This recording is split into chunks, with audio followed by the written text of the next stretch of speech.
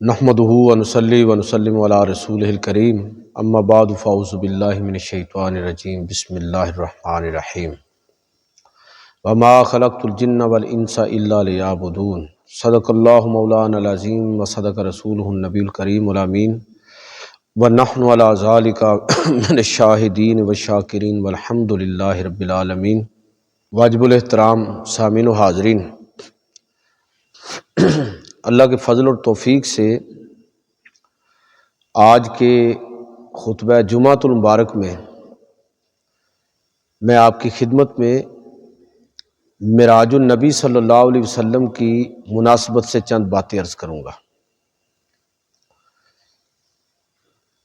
رسول خدا صلی اللہ علیہ وسلم کا جو معجزہ معراج ہے، اس کا وہ پہلو جس کا تعلق ہم لوگوں کے ساتھ ہے، امتیوں کے ساتھ ہے، یہ آج کا موضوع ہے۔ اور اس میں سے بالخصوص میں آپ کی خدمت میں نماز جو معراج کی رات کا تحفہ ہے اور جس کو اللہ کے پیغمبر صلی اللہ علیہ وسلم نے اہل ایمان کی معراج قرار دیا، اس حوالے سے چند باتیں عرض کروں گا۔ دیکھیں، معراج کا خلاصہ ہم کیا بیان کرتے ہیں کہ مسجد حرام سے مسجد اقصیٰ تک جو نبی صلی اللہ علیہ وسلم کا سفر تھا معراج کی رات، یہ تمام انسانوں پر آپ کی فضیلت اور عظمت کا بیان ہے۔ اور مسجد اقصیٰ سے سدرۃ المنتہا تک آپ کا جو سفر ہے، یہ تمام نورانی مخلوق پر نبی کریم صلی اللہ علیہ وسلم کی فضیلت اور عظمت کا سفر ہے۔ اور پھر سدرۃ المنتہا سے لامکان تک آپ کا یہ سفر پوری اللہ تعالیٰ کی مخلوق پر آپ کی برتری کا سفر ہے۔ وہ جو کہا گیا نا کہ بعد از خدائے بزرگ توئی قصہ مختصر، یہ صحیح معنوں میں معجزہ معراج کا خلاصہ ہے۔ تو معجزہ معراج یہ رسول خدا صلی اللہ علیہ وسلم کی عظمت کا بیان ہے، اور اس سفر میں اللہ تعالیٰ نے اپنے پیارے حبیب کو ایک ایسا تحفہ عطا فرمایا کہ اگر اہل ایمان اور پیغمبر صلی اللہ علیہ وسلم کے امتی صحیح معنوں میں اس تحفے کی حقیقت کو جان لیں تو اللہ کے پیغمبر صلی اللہ علیہ وسلم کی حدیث کے مطابق کہ الصلاۃ معراج المؤمن، کہ نماز مومن کی معراج بن جاتی ہے، اس کو معراج پر پہنچا دیتی ہے۔ اس معراج کا ذرا درجہ اور ہے، لیکن یہ ہے کہ اس کے روحانی مقام کو نماز وہاں تک پہنچا دیتی ہے کہ اللہ رب العزت کی قرب کی ساری منزلیں اسی نماز کے عبادت کے اندر بندہ مومن جو ہے وہ طے کرتا ہے۔ میں آپ کی خدمت میں عرض کرنا چاہوں گا کہ قرآن مجید فرقان حمید کو نماز کے حوالے سے کئی پہلو ہیں جس پہلو سے ہمیں پڑھنا چاہیے۔ ایک تو یہ دیکھنا بڑا اہم ہے کہ نماز وہ واحد عبادت ہے پورے نظام عبادت میں سے۔ اسلام کا نظام عبادت کیا ہے؟ نماز ہے، روزہ ہے، زکوٰۃ ہے، حج ہے۔ یہ اسلام کے نظام عبادت کے ستون ہیں، پلر ہیں۔ لیکن غور کریں تو ان میں سے روزہ بھی بیماری کی حالت میں، اور بعض اوقات تو فرض بھی نہیں رہ جاتا آدمی پر، بلکہ فدیہ دے کے وہ جان چھڑا سکتا ہے، اپنی خلاصی کر سکتا ہے جب ایسی بیماری اس کو آ جائے۔ سفر میں ویسے مؤخر کر سکتا ہے۔ حج اور عمرہ ہر شخص پر لازم ہی نہیں ہے، زکوٰۃ صرف صاحب نصاب پر ہے۔ لیکن نماز وہ عبادت ہے کہ جس کا سب سے زیادہ تذکرہ ہے۔ یعنی اگر قرآن مجید کی ان آیتوں کو نکالا جائے اور ان حدیثوں کو جمع کیا جائے، اور ساتھ یہ چیز بھی ذہن میں رکھی جائے کہ اگر اللہ تعالیٰ یا اللہ کے رسول کسی چیز کا صرف ایک دفعہ حکم دے دیں تو ایک دفعہ حکم دینا ہی کافی ہے۔ لیکن اس کے باوجود کہ ایک دفعہ حکم دینے سے ہی وہ چیز لازم اور فرض ہو گئی، نماز کا معاملہ ایسا ہے کہ اللہ تعالیٰ نے قرآن مجید کے اندر اور رسول خدا صلی اللہ علیہ وسلم نے اپنی حدیثوں کے اندر لگ بھگ علماء نے جو اس کی کیلکولیشن کی ہے تو 700 سے زیادہ دفعہ یہ تذکرہ ہے نماز کا کہ نماز پڑھو، اقیموا الصلاۃ، نماز قائم کرو۔ اور نبی صلی اللہ علیہ وسلم نے کفر اور اسلام کے درمیان نماز کو حد فاصل قرار دیا، مومن کی معراج قرار دیا، اس درجے فضیلت بیان فرمائی کہ جو شخص 5 وقت نماز، میں خلاصہ آپ کے سامنے رکھ رہا ہوں جو کہ آپ ماشاءاللہ سنتے رہتے ہیں، کہ جو شخص 5 دفعہ نماز دن میں ادا کرتا ہے اور اس کو اپنی زندگی کا معمول بناتا ہے تو اس شخص کا حال اس شخص جیسا ہے کہ جو اپنے گھر کے سامنے بہنے والی نہر کے اندر دن میں 5 دفعہ غسل کرے۔ حضور صلی اللہ علیہ وسلم نے صحابہ سے پوچھا کیا ایسے شخص کے جسم پر کوئی میل کچیل رہے گی؟ یا رسول اللہ ایسا تو نہیں ہوگا۔ فرمایا کہ نماز پڑھنے والے شخص کی بھی حالت یہی ہے۔ تو اس درجے فضیلت اور اس درجے اہمیت اسلام نے دی کہ کثرت سے ذکر ہے نماز کا، اس درجے ذکر ہے کہ کسی اور فرض کی اس درجے تاکید آپ کو نہیں ملے گی جتنی نماز کی ہے۔ تو پھر یہ چیز سمجھنے کی ضرورت ہے کہ جب اس درجے تاکید کے ساتھ نماز کا تذکرہ آیا ہے قرآن مجید میں بھی، احادیث نبویہ کے اندر بھی، تو اس کا سبب اور وجہ کیا ہے؟ ایک دفعہ کہہ دینا کافی تھا۔ تو میرے بھائیوں، یہ اس شخص کے لیے اس چیز کو جاننا بڑا آسان ہے جو غور و فکر کا عادی ہے، جو تدبر سے کام لیتا ہے، کہ اسلام کے پورے نظام عبادت میں سے سب سے بڑھ کر نماز کا ذکر، ساری چیزیں لازم ہیں لیکن نماز کا بار بار ذکر اور اس درجے اہتمام کے ساتھ ذکر کہ کسی اور فرض کا ذکر نہیں ہے۔ تو اصل بات یہ ہے کہ غور کرنے سے معلوم ہوتا ہے کہ نماز اصل میں ایک ایسی عبادت ہے کہ اس کے بہت سارے روحانی پہلو بھی ہیں کہ یہ روحانی بلندیوں کا باعث بنتی ہے، اور اس کے سماجی اور معاشرتی پہلو بھی ہیں۔ تو اس لحاظ سے آپ کہہ سکتے ہیں کہ نماز کو اگر آپ محض حرکات و سکنات کے اعتبار سے دیکھیں گے تو بس یہ سجدہ ہے، رکوع ہے، قیام ہے، قعدہ ہے، سلام ہے اور دعا ہے، بس اتنا ہے۔ لیکن اگر آپ نماز کی حقیقت کو کھولیں گے تو آدمی اس نتیجے پر پہنچتا ہے کہ نماز ایسے لگتا ہے کہ جیسے سارے کا سارا اسلام اللہ رب العزت نے نماز کے اندر جمع کر دیا ہے، کہ آپ کے ہر روحانی جو بھی آپ کا روحانی تقاضا ہو سکتا ہے اس کا جواب نماز کے اندر موجود ہے۔ کہ آپ اللہ سے گفتگو کرنا چاہتے ہیں، کلام کرنا چاہتے ہیں تو ٹھیک ہے، پھر اس کا اہتمام کر لیجئے۔ آپ اپنے آپ کو پاک کر لیں، اپنے لباس کو پاک کر لیں، وضو کر لیں، غسل کر لیں، پاک جگہ کا انتخاب کریں، ہر طرف نہیں، ایک خاص سمت کے اندر اپنا رخ کر لیں، دنیا کے سارے معاملات کو جھٹک کر تکبیر تحریمہ کہہ کر آپ ہاتھ باندھیے، اللہ کے حضور پیش ہو جائیے، اللہ کے ساتھ آپ کی گفتگو کا آغاز ہو گیا۔ سورہ فاتحہ پڑھیں، کیا ہے؟ اللہ کے ساتھ ایسے جیسے آدمی اللہ رب العزت کے ساتھ گفتگو کر رہا ہے، اپنی مناجات پیش کر رہا ہے، دعائیں کر رہا ہے، استغاثہ کر رہا ہے،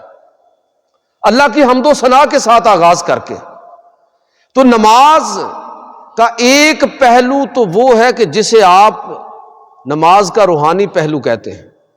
اور جب انسان صحیح معنوں میں نماز پڑھتا ہے تو اس کی روح کو جو سرشاری ملتی ہے اور جو اطمینان اور سکون اس پر نازل ہوتا ہے وہ نماز پڑھنے کا لازمی تقاضا ہے۔ اور دوسرا نماز کا پہلو سماجی ہے۔ میں دونوں پہلوؤں سے چند باتیں آپ کی خدمت میں عرض کرنا چاہوں گا کہ اگر آپ نماز کو اس نقطہ نظر سے دیکھنا ہے تو پہلے یہ سمجھنا ہوگا کہ نماز ہم کس حیثیت سے پڑھ رہے ہیں۔ ایک تو نماز اگر کوئی شخص اللہ پر ایمان لانا، دین اسلام کو قبول کرنے کے تقاضے کے طور پر نماز پڑھتا ہے تو بالکل ٹھیک ہے، یعنی فرض کے طور پر، چونکہ میں اللہ پر ایمان لایا ہوں، میں نے یہ دین قبول کیا ہے، لہٰذا میں نماز ایک فریضے کے طور پر اس کو ادا کروں گا، تو یہ بالکل ٹھیک ہے، یہ بھی مطلوب ہے، یہ بھی مقصود ہے۔ لیکن میرے بھائیوں، نماز کو بطور فرض ادا کرنے سے بھی ایک بڑا درجہ ہے، ایک اعلیٰ درجہ اس سے بھی آگے ہے۔ وہ یہ ہے کہ نماز کو محض دین کے ایک حکم کے طور پر نہیں، اللہ کے ایک فرض کے طور پر آدمی ادا نہیں کرتا، بلکہ وہ اللہ کی محبت کے جذبے کے اندر سرشار ہو کر اظہار تشکر کے طور پر نماز ادا کرتا ہے۔ وہ جو ہے نا کہ عشق تیرا اگر نہ ہو میری نماز کا امام، میرا قیام بھی حجاب، میرا سجود بھی حجاب۔ اور اللہ تعالیٰ قرآن پاک میں جو فرماتا ہے نا کہ والذین آمنوا اشد حبا للہ، کہ وہ لوگ جو اللہ کی محبت کے اندر شدت ان کے اندر پیدا ہو جاتی ہے، اللہ کی محبت کے اندر شدید نوعیت کی محبت اللہ کے لیے ان کے دل میں پیدا ہوتی ہے، اور اس محبت کے تقاضے کو پورا کرنے کے لیے وہ اللہ کے حضور سجدہ ریز ہوتے ہیں کہ اللہ کی محبت اس بات کا تقاضا کر رہی ہے، فرض برائے فرض ادا نہیں صرف کرتے۔ میں پھر کہوں گا کہ وہ بھی ٹھیک ہے، لیکن وہ میرے اور آپ جیسے کمزور لوگوں کے لیے ہوگا، جو اہل محبت ہیں، جو اہل ذوق ہیں، بس ان کا تو یہی طریقہ ہے کہ برتر از اندیشہ سود و زیاں ہے زندگی، کبھی جاں اور کبھی تسلیم جاں ہے زندگی۔ وہ اللہ رب العزت کے حضور اللہ کی محبت میں ڈوب کر سجدہ ریز ہوتے ہیں۔ اور یاد رکھیے کہ اللہ کی محبت کیسے پیدا ہوگی؟ ہمارے دلوں میں اللہ کی محبت اس شدت کے ساتھ کیوں نہیں ہے؟ اس لیے کہ غور و فکر کی، تدبر کی، سوچ بچار کی اور ان نعمتوں پر غور و فکر کی عادت ہم نہیں اپنے اندر پیدا کر سکے۔ اللہ تعالیٰ فرماتا ہے کہ وَإِن تَعُدُّوا نِعْمَتَ اللَّهِ لَا تُحْصُوهَا، کہ بندہ جب اللہ کی نعمتوں کو شعوری طور پر دریافت کرنا شروع کرتا ہے کہ میرے رب کے کتنے فضل اور کرم میرے اوپر ہیں، اس نے کیسی صلاحیتیں مجھے عطا فرمائی ہیں، کیسی عزتیں مجھے عطا فرمائی ہیں، مجھے میرے اپنی ذات کے اعتبار سے داخل اور خارج کے اندر میرے رب نے مجھے کیسی کیسی نعمتوں سے نوازا ہے۔ اور وہ نعمتیں اس کے مال کی صورت میں بھی ہو سکتی ہیں، اس کی اولاد کی صورت میں بھی ہو سکتی ہیں، اس کی صلاحیتوں کی صورت میں بھی ہو سکتی ہیں، کہ جب ان نعمتوں کا شعور انسان کو حاصل ہوتا چلا جاتا ہے تو اللہ کی محبت اس کے دل میں بڑھتی چلی جاتی ہے، اور جتنی زیادہ اس کے دل کے اندر اللہ کی محبت بڑھتی چلی جاتی ہے، اتنا ہی وہ اپنے رب کے حضور سجدہ ریز ہونا جو ہے وہ اپنی سعادت سمجھتا ہے اور بندگی کا تقاضا سمجھتا ہے۔ تو ایسی نماز جو اللہ کی محبت کے اندر پڑھی جائے، وہ انسان کی روحانی زندگی کو تبدیل کر کے رکھ دیتی ہے۔ اگرچہ بطور فرض کے بھی جس طرح کہ ہماری غفلت ہے کہ ہم بطور فرض ہی پڑھتے ہیں، یہ فرض ہے بس ٹھیک ہے پڑھ لی ہے، اس کے بھی فائدے ہیں، لیکن اس سے اگلا درجہ حاصل کرنے والا یہ ہے کہ بطور فریضہ ہی نہیں بلکہ اس کو اللہ کی محبت کا تقاضا سمجھ کر انسان اللہ کے حضور سجدہ ریز ہو۔ پھر دیکھیے کہ انسان پر نماز روحانی طور پر کس طرح اثر انداز ہوتی ہے، اس کی روح کو کس طرح تسکین فراہم کرتی ہے، اسلام کا اگر آپ پورا جو اسپرچل سسٹم ہے اس کو اٹھا کے دیکھیں تو اس میں سب سے شاندار اور سب سے بہترین طریقہ اللہ کے حضور قرب حاصل کرنے کا وہ نماز ہے، وہ اللہ رب العزت کے تصور کے حصار کے اندر اپنا سارا دن، ساری زندگی اور ہر لمحہ گزارنا ہے۔ کہ کس طرح اذان ہوئی ہے، آپ دیکھیے کہ ترتیب کیا ہے، اذان ہوئی ہے، اللہ اکبر یہاں سے آغاز ہوا ہے، اور وہ تیار ہو گیا نماز کے لیے، اللہ کی محبت کے اندر وہ نکل کھڑا ہوا ہے۔ حدیثوں میں آتا ہے کہ جب کوئی آدمی نماز کے لیے نکل پڑتا ہے، اللہ کی محبت کے جذبے میں سرشار ہو کر نماز کے لیے چل پڑا، تو اگر راستے میں رکا نہیں ہے، کوئی اور مصروفیت اس کو آ نہیں لے، اپنا وقت اس نے ضائع نہیں کیا، تو وہ گھر سے نکلتے ہی نماز کے اندر داخل ہو گیا۔ اگر اس کی کوئی رکعت رہ بھی گئی ہے نا، تو وہ تو نکلتے ہی نماز کے اندر تھا، اس کی رکعت کا رہ جانا بھی اس کے لیے نقصان دہ نہیں ہے۔ ہاں وہ کوشش کرے کہ بر وقت پہنچے، تکبیر اولیٰ میں شامل ہو، لیکن اگر اس کی رکعت رہ بھی گئی، وہ آخر میں بالکل پہنچا، لیکن چونکہ وہ محویت کے اس عالم کے اندر، ذوق اور شوق کے اس مرحلے میں ہے، اللہ کی محبت سے سرشار ہو کر نکلا ہے اس فریضے کی ادائیگی کے لیے، تو ایسا شخص گھر سے چلتے ہی نماز کے اندر ہے۔ اب جتنی مل گئی اتنی اس کے لیے کافی ہے، انما الاعمال بالنیات، کہ چونکہ نیت اس کی نماز تھی، جو مل گیا باقی بھی اس کے نامہ اعمال میں لکھ دیا گیا۔ تو ایسی نماز جو انسان کی پوری زندگی کو اپنے حصار کے اندر لے لے، ساری زندگی ہر لمحہ اللہ رب العزت کی ذات کا استحضار ہے۔ ایک نماز ہے، اس میں اذان ہے، وضو ہے، طہارت اور پاکیزگی کے لیے مسواک ہے، پاک لباس ہے، نماز کے لیے کھڑا ہونا، ذکر اذکار، پھر اگلی نماز، پھر اس سے اگلی نماز، 5 نمازیں وہ اس طرح اللہ کی ذات کے محبت اور استحضار کے اندر نمازیں پڑھ رہا ہے کہ گویا کہ وہ ہر لمحہ ہی نماز کے اندر ہے، ہر لمحہ ہی نماز کے اندر ہے۔ وہ جو بات ہے نا، بڑی گہری بات ہے کہ جو دم غافل سو دم کافر، وہ یہی بات ہے۔ یہ وہ شخص ہے کہ جس نے نماز اس طرح نماز کو شروع کیا ہے کہ ساری زندگی نماز کے اندر بدل دی، اس کا کوئی لمحہ ہے ہی نہیں جو غفلت کے اندر، اور اللہ رب العزت کو بھلا کے وہ کوئی لمحہ گزارتے ہی نہیں ہے۔ یہ وہ نماز ہے جو پیغمبر صلی اللہ علیہ وسلم کو معراج کی رات تحفہ دیا گیا اہل ایمان کے لیے، کہ اگر صحیح طور پر وہ اس نماز کی حقیقت کو پہچانیں گے تو یہ نماز اسی طرح ان کے لیے باعث اجر و ثواب اور فضیلت کا باعث ہوگی جس طرح پیغمبر صلی اللہ علیہ وسلم کے لیے سفر معراج بابرکت ثابت ہوا تھا۔ مومن کے لیے معراج ہے نماز، لیکن کب؟ جب وہ اس تصور کے ساتھ اپنی نماز کو ادا کرتے ہیں کہ ہر لمحہ اللہ تعالیٰ کے محبت کے حصار کے اندر، ہر لمحہ ذات باری تعالیٰ کا استحضار ہے، تو یہ وہ شخص ہے جو صحیح معنوں میں نماز کے روحانی فوائد اور ثمرات کو سمیٹ رہا ہے۔ میرے بھائیوں، یہ نماز کا روحانی پہلو کہ کس طرح ہماری روح پر نماز اترتی ہے، ہماری زندگی کو بدل دیتی ہے،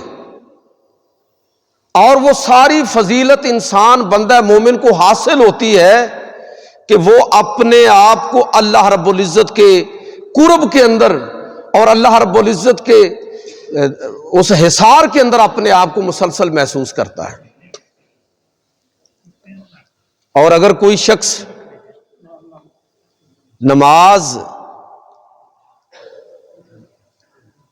اس طرح ادا نہیں کر رہا تو قرآن مجید فرقان حمید کو دیکھیں قرآن مجید فرقان حمید نے اہل ایمان اور منافقین کے درمیان جو فرق کیا، تو منافقوں کا رویہ کیا ہوتا ہے نماز کے بارے میں اللہ رب العزت قرآن مجید فرقان حمید کے اندر ارشاد فرماتا ہے وَإِذَا قَامُوا إِلَى الصَّلَاةِ قَامُوا كُسَالَىٰ۔ مومن کا وہ رد عمل، وہ طریقہ، اور ایک ایسا شخص جو منافق ہے، بس نماز کو ایک ظاہری ایکسرسائز کے طور پر کرتا ہے، تو اللہ رب العزت ارشاد فرماتا ہے کہ یہ وہ لوگ ہیں جو اہل ایمان میں شامل ہی نہیں ہے۔ نماز ویسے پڑھتے ہیں لیکن اہل ایمان میں شامل ہی نہیں ہے، وہ منافقین، یہ عہد رسالت کے منافقین کی بات ہو رہی ہے۔ اور آج کے دور میں بھی خدا نخواستہ اگر کوئی اس طرح نماز کے لیے آتا ہے کہ صرف لوگوں کو مطمئن کرنا مقصود ہے، تو ایسا شخص بھی شاید اسی تعریف کے اندر چلا جائے کہ اللہ تعالیٰ فرماتا ہے وَإِذَا قَامُوا إِلَى الصَّلَاةِ، جب نماز کے لیے کھڑے ہوتے ہیں قاموا کسالى، سستی، کاہلی، اور جس طرح کوئی مصیبت گلے پڑ گئی ہے، خوش دلی نہیں ہے، اس کو روحانی تراوت کا باعث نہیں سمجھتا بلکہ اپنے لیے ایک طرح کی مصیبت سمجھ رہا ہے، تو ایسا شخص منافقین میں سے ہے۔ اور یہ بھی فرمایا انہا لکبیرۃ الا علی الخاشعین، یہ نماز جو اللہ کا خوف اپنے دل کے اندر رکھنے والے ہیں، جو اللہ سے ڈرنے والے ہیں، ان کا معاملہ تو الگ ہے، باقی لوگوں پر یہ نماز باری ہے۔ اگر نماز کسی شخص پر باری ہو تو اس چیز کا خوف ہے کہ کہیں وہ منافقین میں شامل نہ ہو جائے، تو اللہ رب العزت اس سے محفوظ فرمائے۔ میرا کہنے کا مطلب یہ ہے کہ اگر نماز اس روحانی حقیقت کو سمجھتے ہوئے ادا کی جائے اور مومن بندہ مومن کو واقعتاً ہی یہ اس درجے پر لے جائے نماز، تو پھر اس کی ساری زندگی اس طرح ہو جاتی ہے کہ یہ جو قرآن مجید فرقان حمید کے اندر اللہ تعالیٰ نے فرمایا نا کہ ان الصلاۃ تنہی عن الفحشاء والمنکر، کہ بے شک نماز مومن کو برائی اور بے حیائی کے کاموں سے بچاتی ہے، روکتی ہے، اس لیے کہ اس نے نماز ایسی پڑھی ہے، اس نماز سے سیکھا اس طرح ہے کہ اس کی روح اس طرح سرشار ہوئی ہے کہ اس نماز پڑھنے کے ساتھ یہ ممکن ہی نہیں ہے کہ وہ شخص برائی اور بے حیائی کے کاموں کی طرف چلا جائے، اس لیے کہ اس نے نماز پڑھ رکھی ہے، اس نے نماز کی روحانی حقیقتوں کو دریافت کیا ہے۔ میں عرض کر رہا ہوں کہ دونوں پہلو دیکھنے کی ضرورت ہے نماز کے، ایک اس کا روحانی پہلو ہے اور دوسرا اس کا سماجی اور معاشرتی پہلو ہے کہ کس طرح نماز ہماری روح پر جب اترتی ہے تو کس طرح ہمارے سماجی رویے تبدیل ہو جاتے ہیں، بے نماز کس طرح ہمارے سماجی رویوں کی تربیت کرتی ہے اور ہماری زندگی کو تبدیل کر دیتی ہے۔ حکم ہے کہ ایک بات عرض کرتا ہوں، حکم ہے کہ لوگوں نماز کے لیے اپنے سے اس آدمی کو آگے کرو جو تم میں سے نیکی میں، تقوی میں، طہارت میں، عمل میں بہتر آدمی ہے، جس کی امانت اور دیانت پر تمہیں اعتماد ہے، جو دین کا بہتر فہم اور ادراک رکھتا ہے، اس شخص کو آگے کرو۔ تو اب آپ ذرا سوچئے کہ جب ایسے شخص کو ہم اپنے مصلی امامت پر کھڑا کریں گے، ایسے شخص کا انتخاب کریں گے جس کے علم پر، جس کی دیانت پر ہمیں اعتماد ہو کہ اس کو ہم نے ممبر رسول کے لیے اس کو ہم نے کھڑا کرنا ہے، یہ ممبر پر بیٹھے گا، یہ ہمارے مصلی پر کھڑا ہوگا، ہم میں سے بہتر شخص علم کے اعتبار سے، تقوی کے اعتبار سے، عمل کے اعتبار سے ایک بہتر شخص کو یہ نماز نے کیا کی؟ ہماری تربیت کی ہے کہ تمہاری قیادت ایک بہتر شخص کو کرنی چاہیے، ایک دیانتدار آدمی کو کرنی چاہیے۔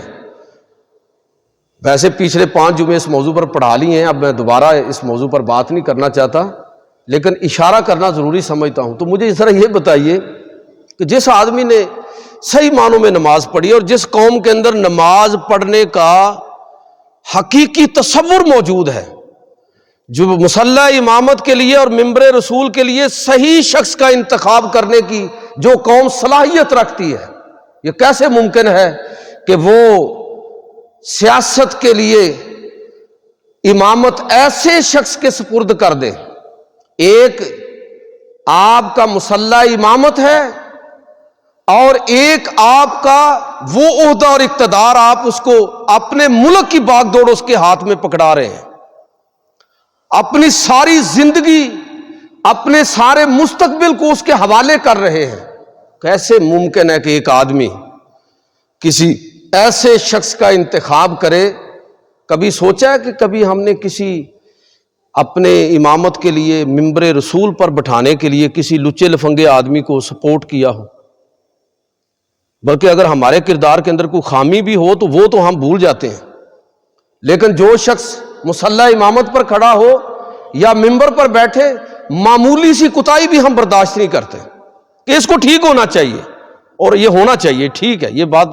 ہمیں بھی ٹھیک ہونا چاہیے اور اس کو بھی ٹھیک ہونا چاہیے، لیکن یہاں کھڑا ہونے والا شخص، نماز ہمیں یہ بتا رہی ہے کہ بہتر شخص کو آگے کرنا ہے۔ تو مجھے یہ بتائیے کہ اگر نماز کا یہ روحانی پہلو اور اس کی یہ سماجی جہت ہمارے اوپر کھل جائے کہ دن میں 5 دفعہ اس امت نے یہ رہنمائی لی ہے کہ تم میں سے بہتر شخص تمہارا قائد اور رہنما ہونا چاہیے، جس پر تمہیں پورا اعتماد ہو،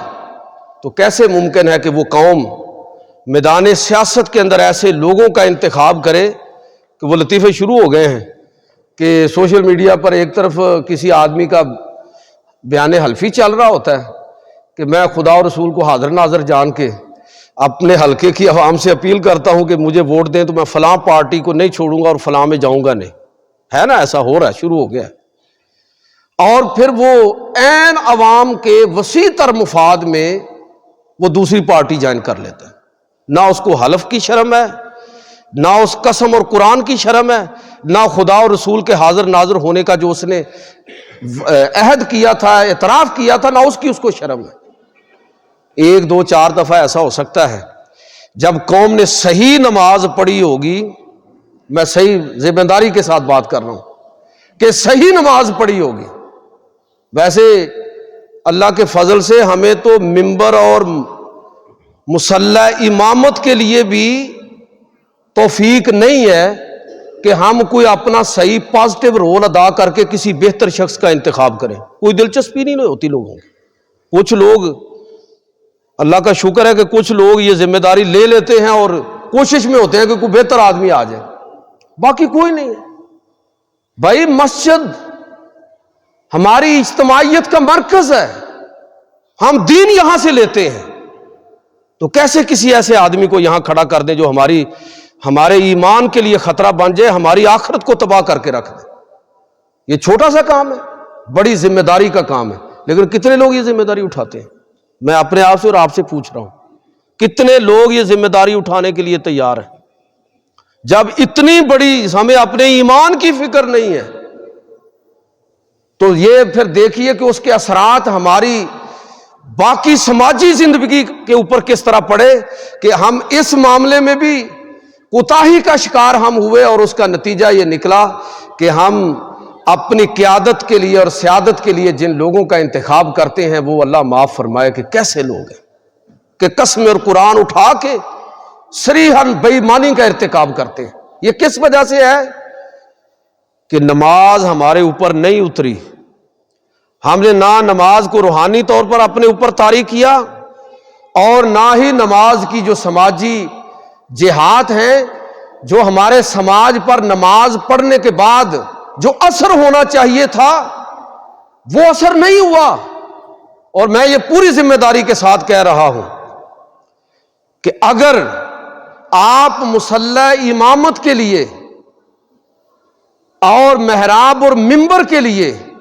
غلط آدمی کا انتخاب کریں گے تو اس کے نقصانات ممکن ہے کہ تھوڑے ہوں۔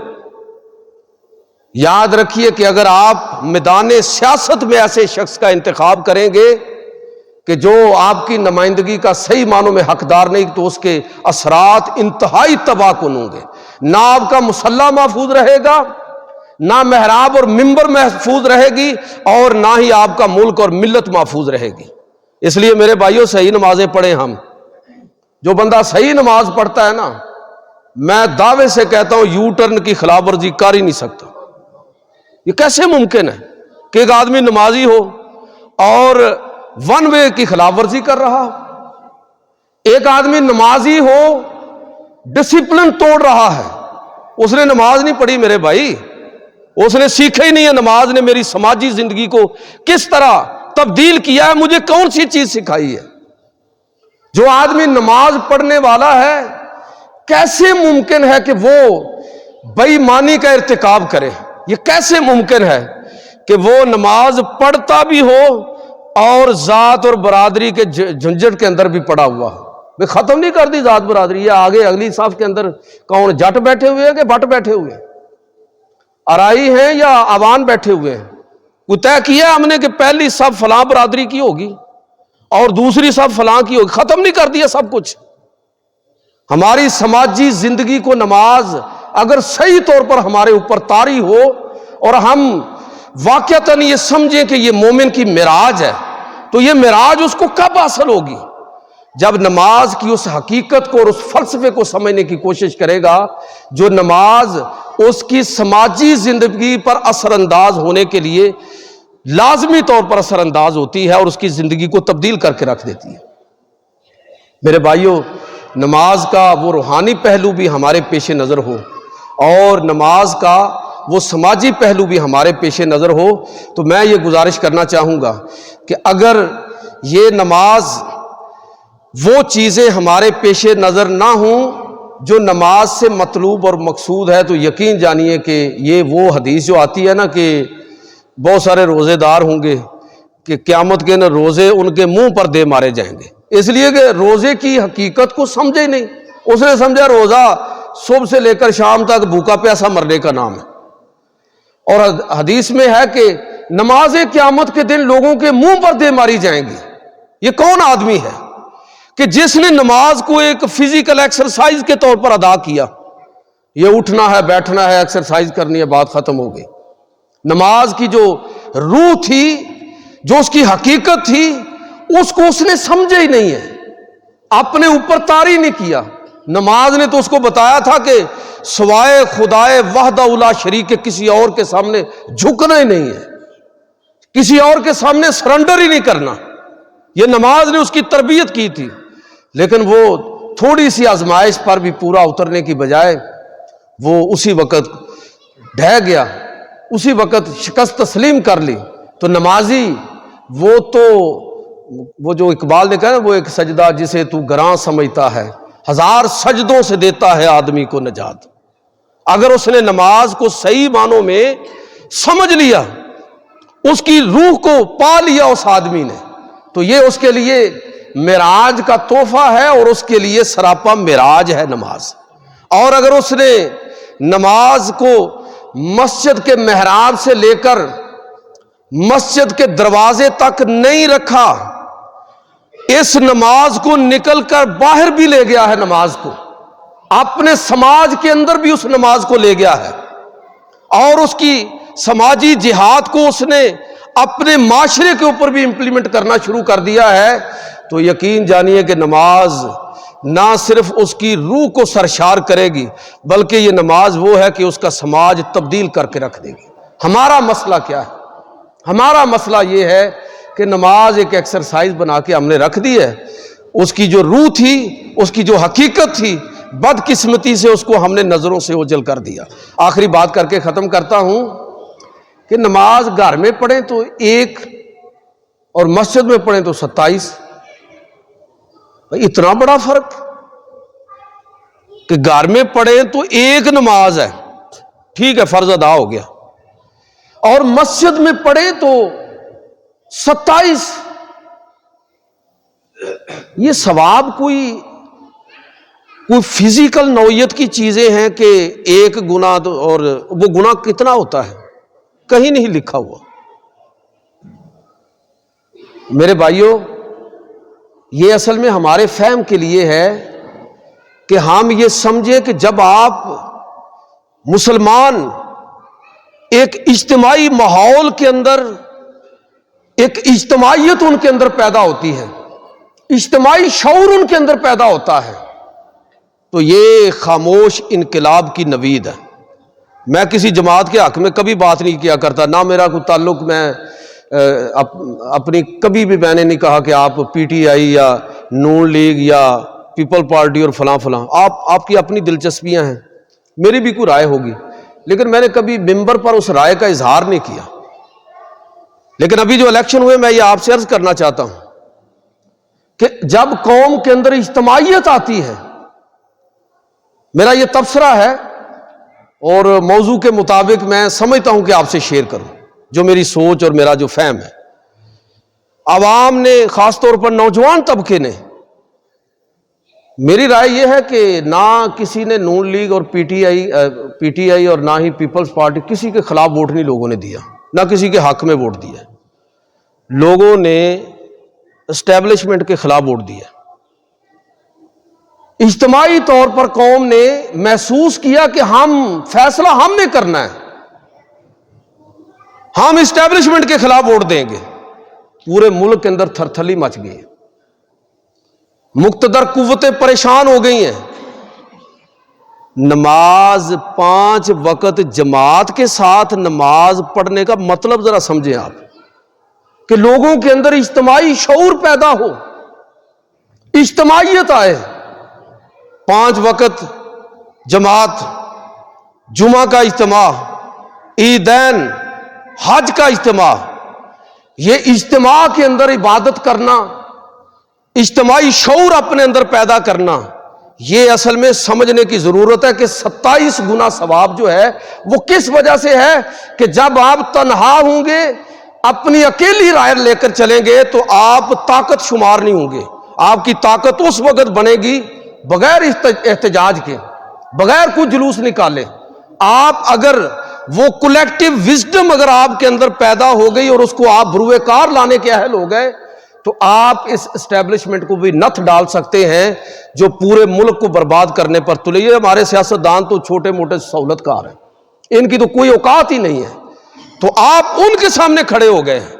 یہ چیز نماز نے مجھے اور آپ کو سکھائی ہے، یہ عیدین نے سکھائی ہے،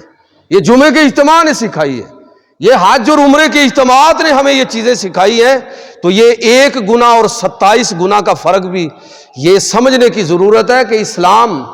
یہ چاہتا ہے، اور نماز اس کا مظہر ہے کہ مسلمان اکٹھے ہو کے